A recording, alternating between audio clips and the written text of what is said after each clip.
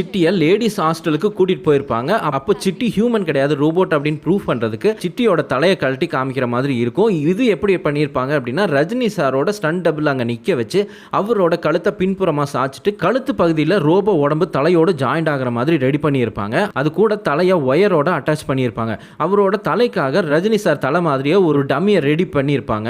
Rajini sir green மேட்டில் உட்கார வச்சு அவரோட தலையை மட்டும் ஷூட் பண்ணி இந்த டம்மியில் அவரோட தலையை ரீப்ளேஸ் பண்ணியிருக்காங்க. இந்த சீக்வன்ஸ் ரொம்ப ஐகானிக்கான சீக்வன்ஸ். சிட்டியோட மேக்னெட் பவரில் அங்கே சுற்றி இருக்கிற மெட்டல் ஆயுதம் எல்லாத்தையும் இழுக்கிற ஷாட்டு.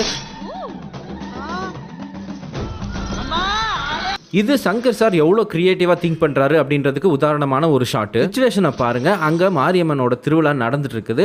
அங்கே சிட்டி அந்த மெட்டல்ஸ்லாம் இழுத்ததுக்கப்புறம் கையை இப்படின்னு அசைப்பார்.